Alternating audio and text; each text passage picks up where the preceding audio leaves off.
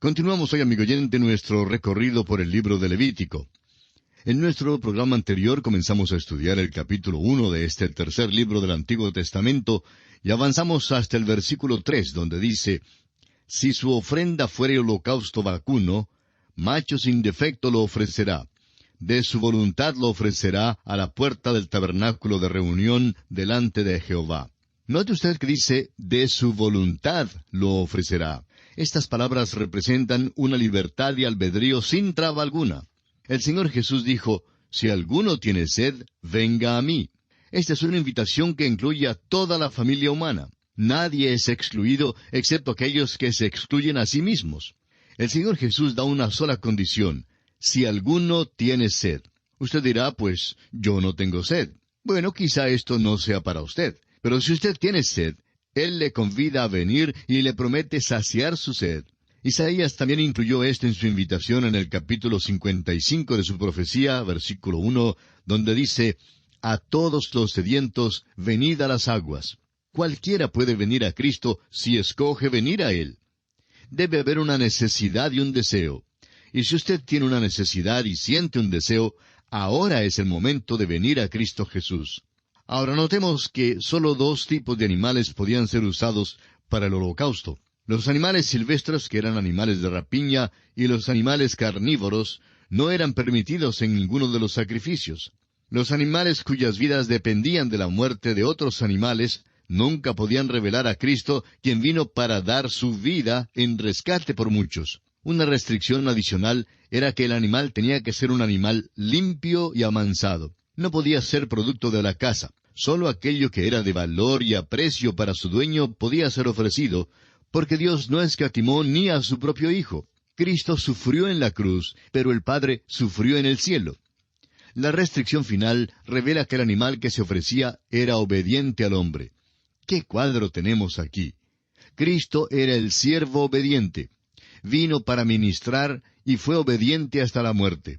El holocausto es la única ofrenda que se menciona en la Biblia hasta el tiempo del Levítico, y era la ofrenda que debían ofrecer los que querían acercarse a Dios. El holocausto se llama Olá en hebreo. Significa lo que sube. No es irreverente decir que el holocausto se esfumaba, pues era consumido totalmente en el altar. No quedaba nada, sino solo las cenizas. Esto revela que el holocausto es lo que Dios ve en Cristo.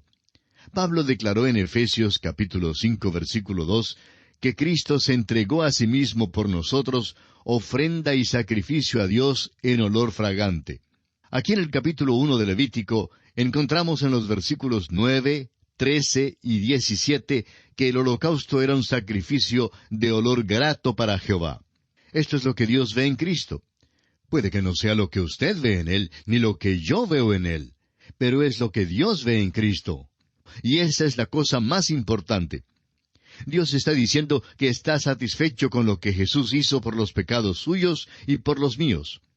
En realidad, el Evangelio simplemente le pregunta al hombre: ¿estará usted satisfecho? Dios está satisfecho de que Jesús lo haya pagado todo por usted y que le puede salvar perpetuamente si pone su confianza en Él.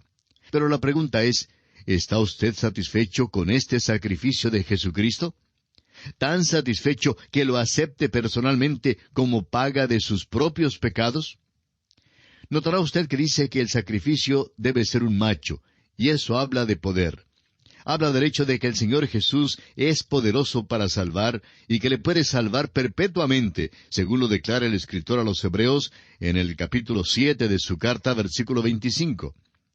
Entonces, el sacrificio debe ser sin defecto, lo que quiere decir que el animal tenía que ser un ejemplar ideal y perfecto. Esto habla de la perfección de Cristo, y no hay pecado en Él. Así lo dice el apóstol Juan en su primera carta, capítulo 3, versículo 5.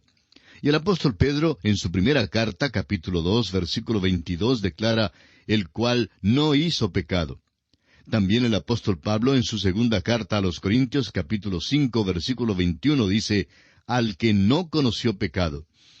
También el escritor a los Hebreos dice en el capítulo 7, versículo 26, «porque tal sumo sacerdote nos convenía, santo, inocente, sin mancha, apartado de los pecadores». Y en el Evangelio según San Mateo, capítulo 3, versículo 17, encontramos las palabras del mismo Padre Celestial, quien hablando desde los cielos dijo, «Este es mi Hijo amado, en quien tengo complacencia». Volviendo ahora al versículo 3 de este capítulo 1 de Levítico, leemos, «De su voluntad lo ofrecerá». Los hombres debían traer su ofrenda voluntariamente. Debido a la muerte expiatoria del pequeño animal, el pecador era recibido por Dios. El animal tenía que ser ofrecido no en vida, sino en muerte. Esto era absolutamente imperativo. Amigo oyente, no es la vida sin defectos de Cristo, ni nuestra aprobación de Él lo que nos salva. Es su muerte, sólo su muerte, la que puede salvar al pecador. Vimos en nuestro estudio en el Evangelio de Marcos que cuando Cristo murió, el velo del templo se rasgó en dos, dándonos acceso a Dios. Es su muerte la que salva al pecador. Fue su muerte la que abrió el camino hacia Dios. Es que el velo es su carne, según lo vemos en Hebreos 10:20. Su perfecta vida nos excluye de Dios. Lo que Dios demanda es una vida que sea tan perfecta como la vida de Cristo, y ni usted, amigo oyente, ni yo podemos reproducirla. Su vida es la norma. El Padre pudo decir en cuanto a Jesús, «Este es mi Hijo amado, en quien tengo complacencia». Usted y yo no podemos satisfacer esa norma. Por tanto, la vida de Cristo no puede salvarnos. Nos excluye de Dios, así como el velo en el tabernáculo excluía al hombre de la presencia de Dios. Se hace entonces imprescindible otra base para poder llegar a Dios. El único camino es por medio de la muerte de Cristo. Ella fue la que rasgó el velo.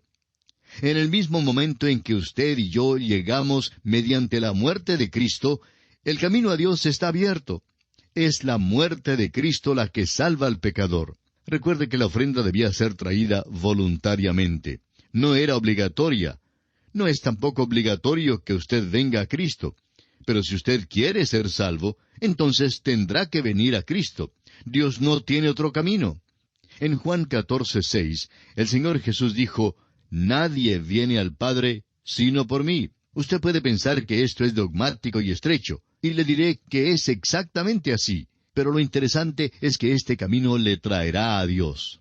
Ahora, no es un hecho que usted tiene que venir. Allí es donde entra en juego su libre albedrío.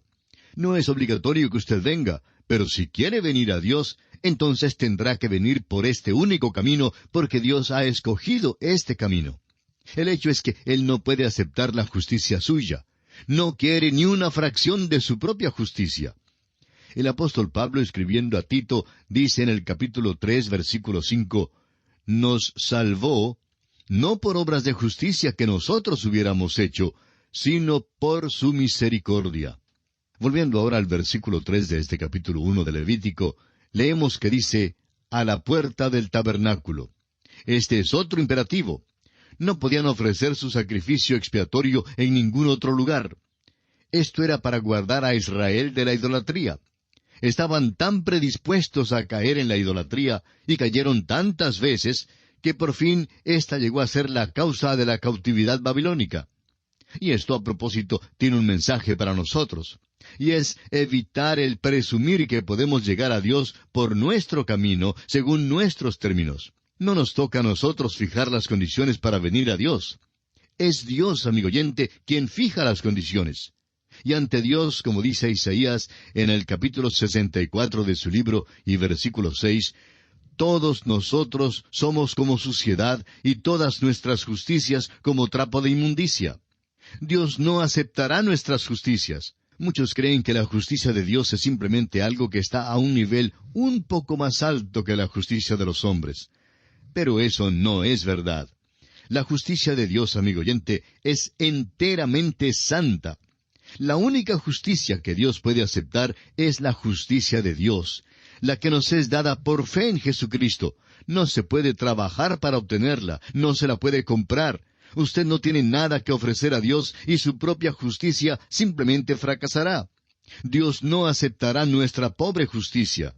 La ofrenda tiene que ser presentada a la puerta del tabernáculo. Amigo oyente, el camino de la cruz es el único camino que conduce al cielo. No hay otro camino. Cristo dijo que nadie viene al Padre sino por mí. Pasemos ahora al versículo 4 de Levítico capítulo 1. y pondrá su mano sobre la cabeza del holocausto, y será aceptado para expiación suya. Y pondrá su mano sobre la cabeza del holocausto. El Dr. Kellogg llama a esto un hecho de designación. Esto es revelado en Levítico capítulo 24, versículo 14, donde los testigos debían poner las manos sobre el blasfemo antes que fuera muerto a pedradas. Moisés puso su mano sobre Josué, designándole así como su sucesor. El Dr. Kellogg escribió un libro muy bueno sobre Levítico. Ahora está agotado, pero es un libro tan maravilloso que quisiéramos citar un pasaje que habla en cuanto al poner la mano sobre la cabeza del animal, y dice así: simbolizaba una transferencia, según la provisión misericordiosa de Dios, de una obligación de sufrir por el pecado del que ofrece a la víctima inocente. En lo sucesivo, la víctima ocupaba el lugar del que ofrecía, y así era tratada. Hasta aquí la cita del Dr. Kellogg. En otras palabras, cuando el hombre entraba y ponía su mano sobre la cabeza del pequeño animal que debía ser muerto, designaba a este pequeño animal como su reemplazante. El hombre estaba confesando así que él mismo merecía morir. Amigo oyente, cuando usted acepta a Cristo como su Salvador personal, usted está diciendo que usted es pecador y que no puede salvarse a sí mismo. Expresa que usted desea arrepentirse de sus pecados y que desea acudir al Salvador y que quiere vivir para Él. El pequeño animal moría como sustituto de quien lo ofrecía. Eso es lo que Cristo hizo por nosotros. Cuando usted acepta a Cristo, usted pone su mano sobre Él. Le designa como su Salvador personal.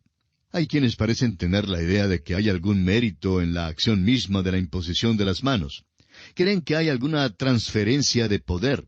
Lo único que puede ser transferido, amigo oyente, por medio de la imposición de las manos son los microbios patógenos. No se transfiere nada, sino que designa a otro para tomar su lugar. Cuando ponemos las manos sobre un misionero, como lo hizo la iglesia en Antioquía con Pablo y Bernabé, designamos que está saliendo en nuestro lugar, que es nuestro representante. Cristo, pues, tomó nuestro lugar.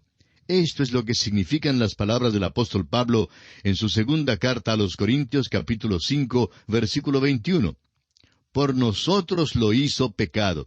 Y en Romanos 4:25, donde dice, el cual fue entregado por nuestras transgresiones. En el hebreo original, esta imposición de manos sobre el animal ofrendado significa el poner las manos de tal manera que pesan sobre otro. Sobre mí pesa tu furor, es como traduce el Salmo 88:7, la Biblia de Jerusalén. Esta parte de la ceremonia habla de la expiación y la aceptación de parte de Dios de la ofrenda mediante la muerte de la víctima. Será aceptado para expiación suya. Estas son las últimas palabras del versículo 4 de Levítico 1. Hemos dicho antes que la expiación quiere decir encubrir y no quitar. El escritor a los Hebreos nos dice en el capítulo 10, versículo 4, porque la sangre de los toros y de los machos cabríos no puede quitar los pecados. El Cordero de Dios tiene que quitar el pecado. Esta ofrenda se hacía públicamente. El ofrendante iba al tabernáculo y caminaba al lado del altar y allí daba muerte al pequeño animal.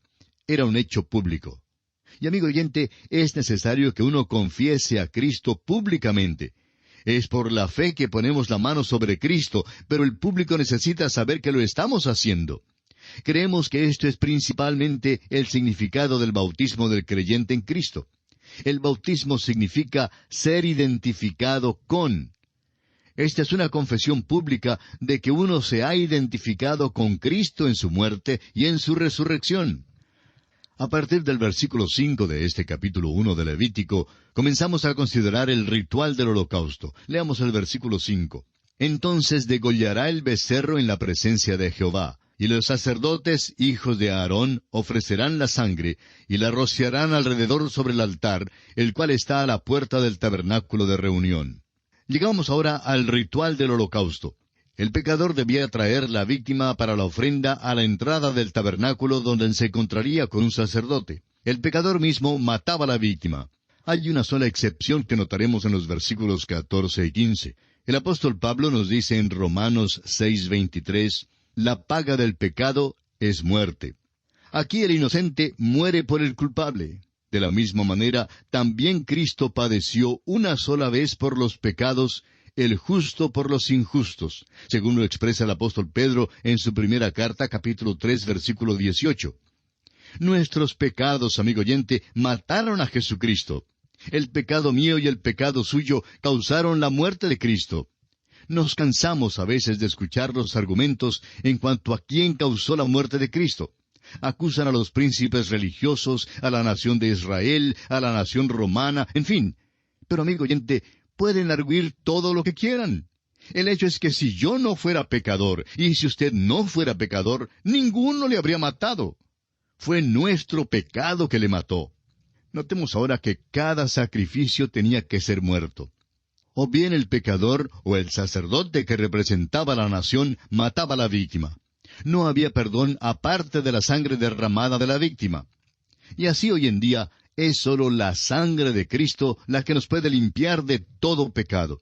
Después de matar a la víctima, el sacerdote era quien se encargaba de lo demás. Rociaba la sangre sobre el altar. La sangre simbolizaba la vida y el rocío la presentaba a Dios.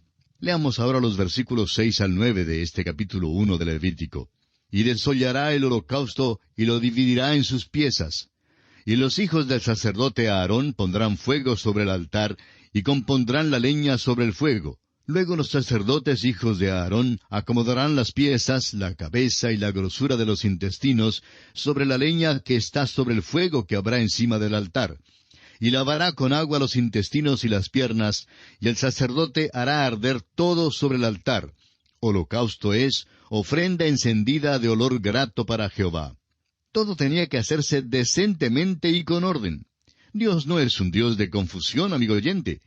La ofrenda debía ser despedazada en porciones para que pudiera ser descubierta y también para que pudiera ser consumida con más facilidad por el fuego.